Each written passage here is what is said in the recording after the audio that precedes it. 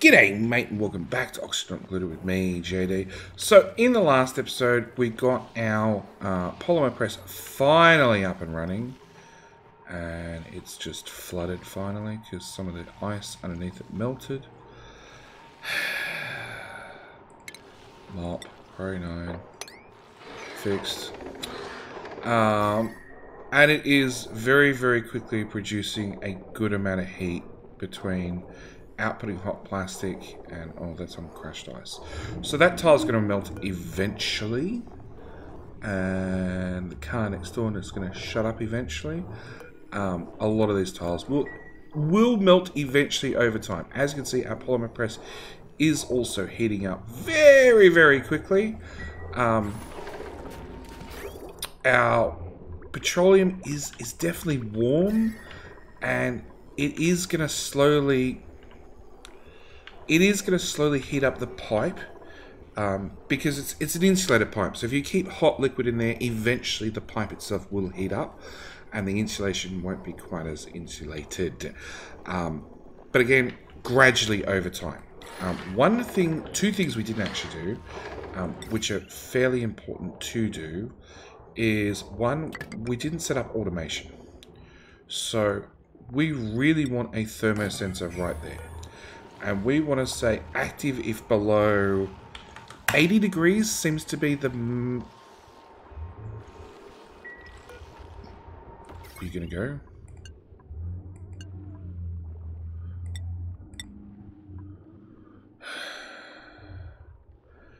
It's broken. It seems like they added a bug with the latest update.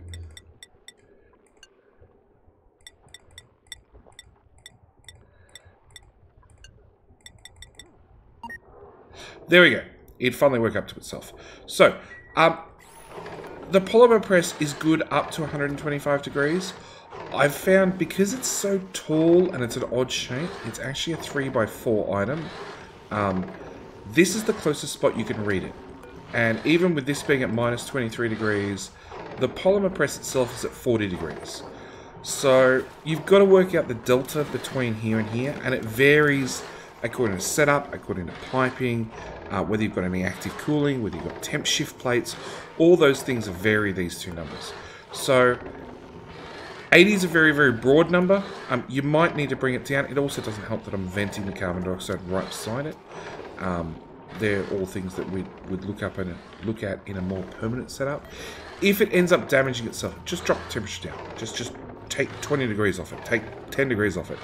And keep dropping the temperature down until you get to a situation where it can run without damaging itself. That's really the ideal setup. But right at the moment, we need more hydrogen. We have a little bit of hydrogen in this cooling pipe, which is probably all we need, honestly. This doesn't run flat out. We're going to even drop that down to 30 degrees. This doesn't run all that often to take our oil and turn it into petroleum. And in fact, according to that, we're out of petroleum. Our cooling setup doesn't have enough oil either, because we're just not getting enough oil out of our leaky oil fissure. Really, I need to venture down to the bottom of the map and find a proper amount of oil that we can tap. At the same time, I'm going to copy those settings across and start setting those up. I don't want those on, and I do want that on. So now we've got access to a new category being manufactured material. I do need to have to tick that in on for storage, and then obviously copy that everywhere, copy it to all the other ones. I don't want clothing stored. I really want that out and about so I can find it, so I can have duplicates wear it. Agriculture, we're not putting the phosphorite anywhere currently. It's going in here to be swept to feed to the shine bugs that all seem to have wandered off to elsewhere on the map. Scolding, who's scolding? Did you go into the bad room? I'm guessing you went to the bad room for some reason. Oh, the door locked.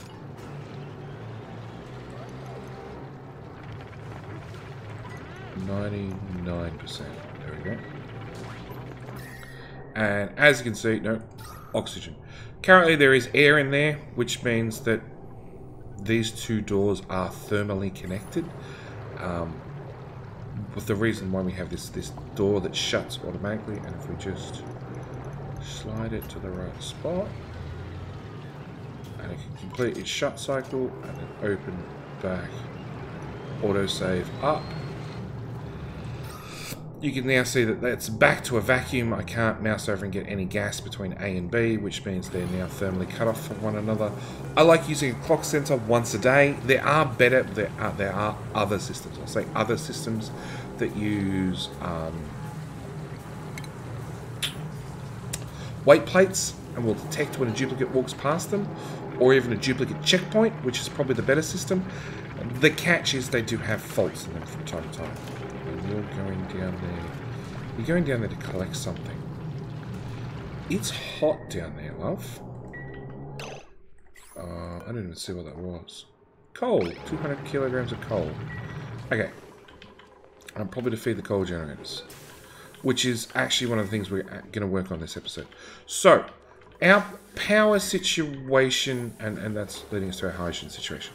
So, we set up this hydrogen generator on a turns off at 80, turns on at 60 standpoint. We turned this coal generator on to a turns on at 60, turns off at 60, and turns on at 20 standpoint as well.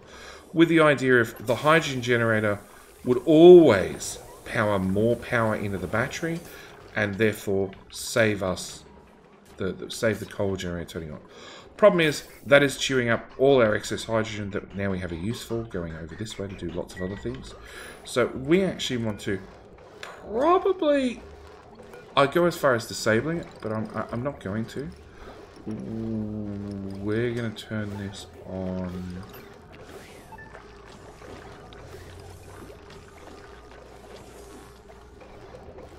I think like that. Nope.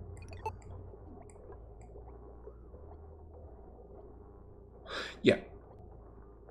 Standby when the battery is more than 0% charge. So if the battery runs flat, it'll turn on. And yeah, that's the only time it's going to turn on. So, in the meantime, we have one coal generator powering our whole base currently, which it is keeping up with, but obviously we could do with a bit more. Unfortunately, I didn't really leave myself room down here to put in another coal generator. But what I do have is I have room over here. So we're going to take this power cable and run it that way. We're going to get rid of all that power cable. We're going to dump in another coal generator, because that's all we really have access at this point. We have hydrogen generators, but we don't have any hydrogen. We have a natural gas generator, but in quite a few cycles we have all of 11 kilos of natural gas. Natural gas is used at a rate of 90 per second. 90 per second multiplied by 600 seconds for a cycle is 54 kilograms per cycle. So yeah, we don't have much at all inside the gas reservoir, because this is a byproduct of us making oil, and we don't have that much oil.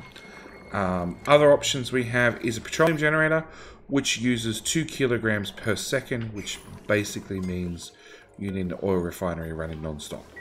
It can be done, and it's a very, very good power generator when you get that far. Steam turbines, actually the steam turbines and the other ones we don't have access to yet. So we're going to just put down another coal generator.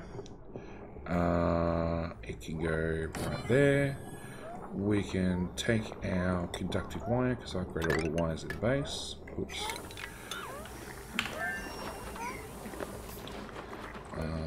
Copy, put there. Conductive wire, there to there. Automation. We can hook it up to the exact same battery, and we can copy the settings from there to there. So hopefully somebody comes and fills this up with coal fairly soon. and then we can have more power into the base. Same time, we should choose a new duplicate, because that's what it should have really started with. We're going to have Ren, who has a small bladder, so they go bathroom more often. They have a bonus to tinkering skills, but more importantly, they have a bonus to construction, and they want to build. And as we really need somebody who can build at the moment, we're going to take on Ren. Construction +2. So we're going to print him off. Going to go jobs straight away, set him up as an apprentice architect. There is an unassigned plot, so he's in luck. We'll up the priority on that one. Hopefully somebody comes along and builds it. This is still mostly untouched. It is all priority 5. It's a case of not enough dupes to get enough work done. Okay, so with our small change there, and it is a fairly small change, you can already see we do have excess hydrogen, which will now bypass this hydrogen generator because it's been basically disabled by the battery, and run up into here, run into our thing, and we now have excess, just a little bit of excess hydrogen. I'm going to disconnect that pipe because I want to take that hydrogen, I want to do something with it. I don't want to run it into this cooling loop anymore because it looks like we've got enough hydrogen in there. I wouldn't mind running a cooling loop around our bathroom sort of area because this is a fairly warm zone, and that would help keep the duplicates cool. Yeah, in fact, I could run a cooling loop all the way through here because all this machinery is producing a lot of heat. But for right at the moment, we need hydrogen over here to cool this machine and to cool this. So today's two-step process is well, a couple of things. Okay, pipes. There is no petroleum in the pipe. Great. We're going to dig ourselves out a bit more room. We're going to make a spot for puddles to go.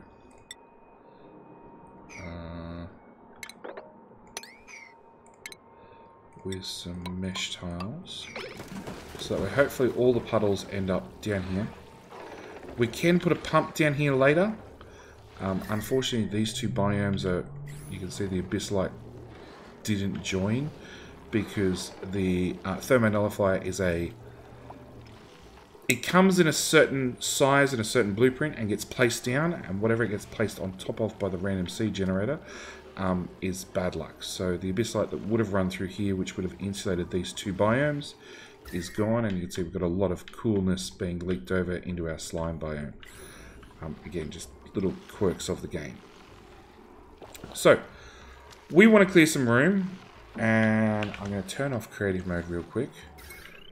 Anytime you come across these special areas with these special tiles, I really recommend you look at the power menu, see if there's any excess power lines you could pull up. At the same time, all these are obsidian. Now, obsidian is the item we have been using to make furniture, crown molding. No, it's been granite. Obsidian is used to move temperature from A to B. That's what we use it for. So right at the moment, I just want to deconstruct that tile and that tile because they're sort of in my way. At the same time, I really want to have this door down lower. So I can't get rid of that security door, can I? I think I can.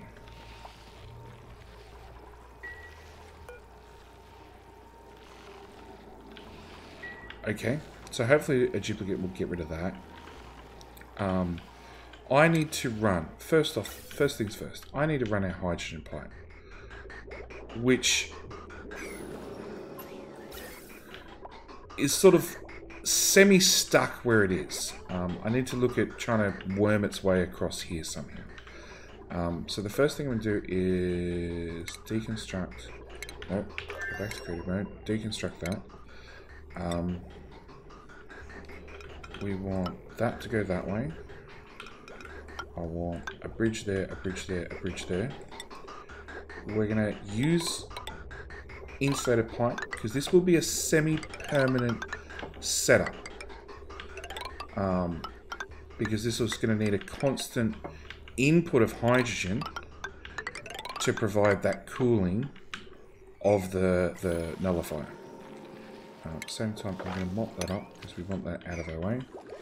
I do have that to get rid of. Hopefully that didn't break. No, that hydrogen should go up. Good. So I want to bring hydrogen into the system.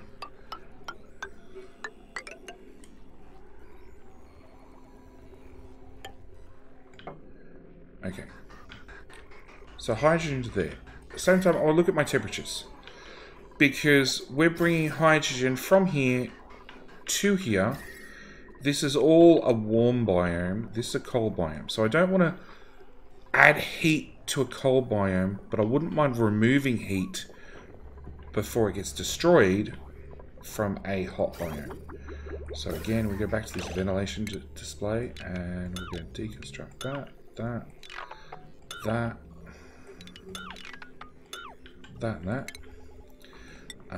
And then going to put it all back again, but we're just going to use a normal gas pipe. That way any heat that we happen to gather in the hydrogen,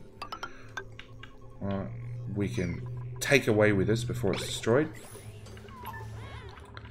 Why are you holding breath? I thought you were damaged for a second there. So hopefully you're going to... Oh, Meep's going to destroy it. He's cold, but that's fine. That is the point of this biome. That's slightly broken. So, when the hydrogen gets here, you'll see it'll tick on, and it will provide extra cooling. It's already pretty cold, so it probably won't do too much. There we go. 80,000 thermal duplicate units. This outputs 32,500. 32,500. So this can run. This can cool 2 of these polymer presses without a problem. Okay, absorbs and neutralizes heat energy when submerged in hydrogen. It only uses 10 grams per second of hydrogen. So you can see there's a couple little bits that I pumped along. We'll actually run this for quite some time. Whether we're actually producing enough or not, I don't know. Every single duplicate we bring in breeds more oxygen, so in theory it'll let us produce more hydrogen, because that's actually what's limiting our system. We've only really got this one running, the other one's completely backed up and has nothing you can do about it, because we just don't have enough. What I can do, I've just noticed this, is I can run that to there, and that should at least get this system back up and semi-started. So, we're now producing cooling. Problem is we're not really doing anything with that cooling. I do have my pipe that needs to come into here to carry in my petroleum, which we're going to run through the ground, and then I'm going to destroy those 2. I'm going to put in a normal tile because I don't want the water leaking through, and a mesh tile.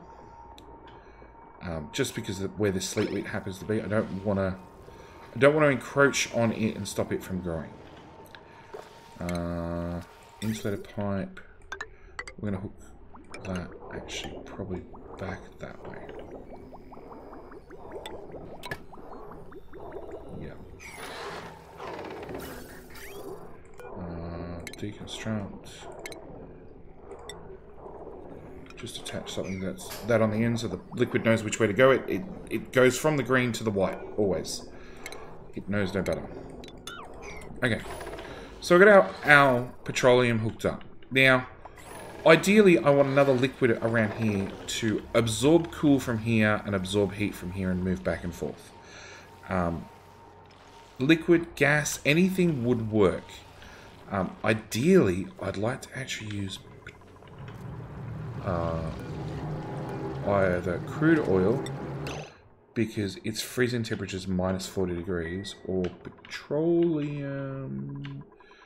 I actually have petroleum in a bottle right here, if I can find it, which has a much larger heating point and vaporization point. So it can go even cooler. So let's use petroleum to cool our polymer press. So we're going to go plumbing. We're going to go radiant pipes. And first off, let's absorb some cool from this. And then run. No, hang on, I'm going to think this through. Get my piping in the right order. There. I'll do. Unfortunately, because we've got a liquid input, I need to breach over it. There's nothing I can really do about it. Then it needs to be red. It needs to be censored. And we can just run normal pipe. Deconstruct. Normal pipe because it's slightly cheaper. Into there. Same story. It needs to be red. It needs to be red, and then run into a shut off, and that goes to there. Okay, a little bit confusing, but bear with me. So we're going to run a liquid shut off there and a liquid shut off there. We're going to do a thermosensor there and a thermosensor there. And I know this is right beside one another, and realistically, if I just looped the liquid and let it run, it would probably have the exact same result. But ideally, we can set this up so this could be here, and our polymer press could be all the way up in this corner. And that's the concept behind this. So we want to go automation, bit of wider there, bit of wider there. We want you, hey, if you're above, say, 30 degrees, we're going to let you run. If you're below minus 10 degrees, we're going to let you flow. We're going to do a bit of power. And then the last thing we actually need to do is we need to prime the system. So we're just going to do that, which will let some petroleum into the system. Problem is we actually have no petroleum because we have no oil. So really quickly, oil as a liquid, we want 2,000 at like 325-ish Kelvin. Paint 50 odd degrees. That seems about right. Hang on. Crude oil, yeah, 50 odd degrees.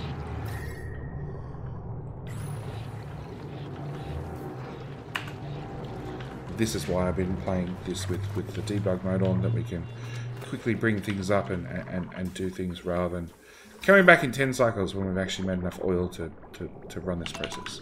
Alright, speed it all the way up. We can confirm a bunch of things work. So first off, we're going to fill the output of this system, not the output, fill the buffer for the metal refinery. So the metal refinery is full. We're going to fill up these couple of remaining pipes. We've done that.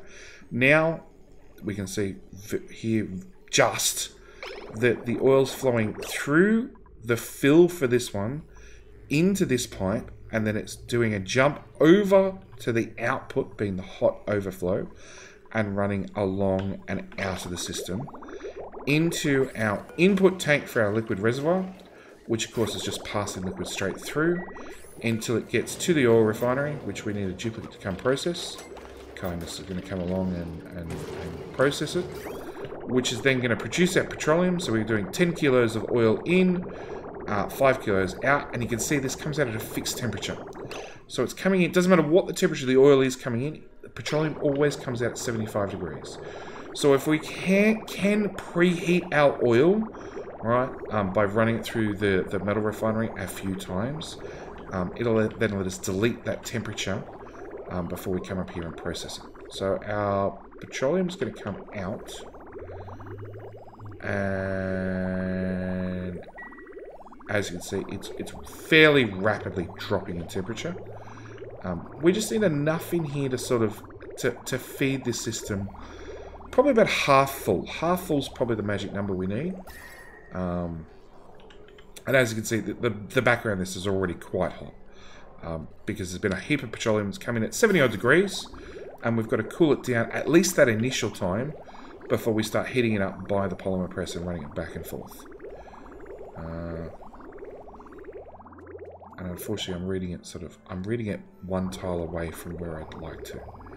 But we can use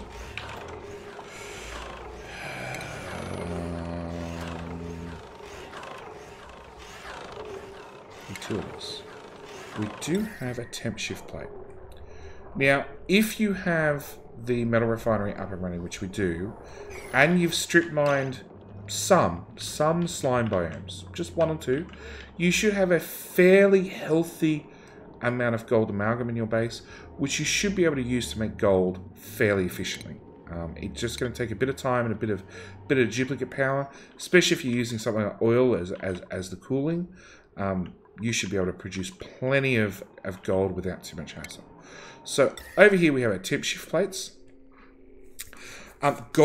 Refined gold has a high overheat temperature and a high thermal conductivity.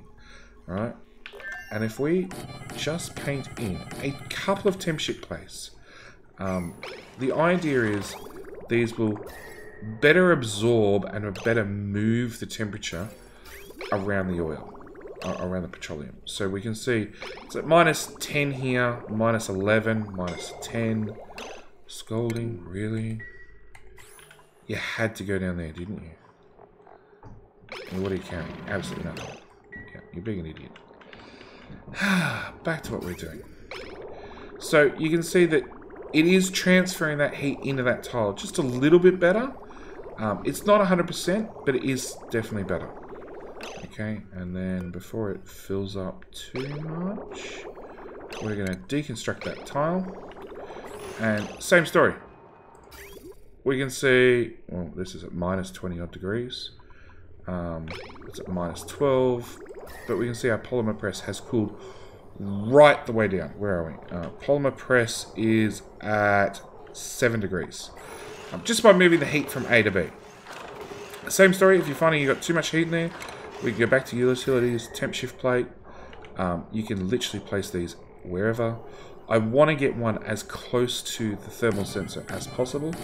So probably the 3 on the ground, because it also means that this cool water that it is sitting on, this polluted water, where are we? Way down the list. Okay, everything's in my way. Granite, move. Sandstone, move. Igneous rock, move. Copper, move. Snow, move. Sand, move. Ice, move. Polluted water, -17 degrees. So again, we can absorb the cool out of the polluted water and put it into the machine, as well as cool down our petroleum. There is always a chance that you might end up locking up this system and actually freezing the liquid. Hopefully that doesn't happen. Really the easiest way around that is, let's set you to below -500. Set you to active below, just so I can clear out those pipes. And the easiest way around that is just make yourself a bit of a loop. Give yourself a bit of extra room, so if it's too cold, it can go up here and sit up here and be out of the way at least, right? And then come back down here to then cool down the polymer press. So we go back to -10. Ooh, minus 10. You can see that's got plenty of room for it to run away. And set you to above 30. So yeah, it's got plenty of room to come sit up here. It's at minus 20 degrees. It's more than happy. It's away from this machine. Now the other thing we can do, which we haven't needed to, but we can do, is we can actually fill this whole area with hydrogen. How long are we into the episode? We're in 30 minutes. Let's do it. So we can take a vent from the output of this. Doesn't matter what sort of pipe we use. Hang on, let's go to automation. Let's start at the back. We're going to do a gaseous element sensor right there. Yeah. We're going to do a ventilation. We're going to do a gas shutoff there. We're going to do a gas vent there. We're going to do a gas pipe. So we want, after it's gone into there, to be fed into there and then into there. Okay. Again, automation. We're going to hook those two up. The gaseous element sensor is detecting the gas that's in the air. And we'll just do a quick power. So when I change this to hydrogen, wherever hydrogen is, there, it should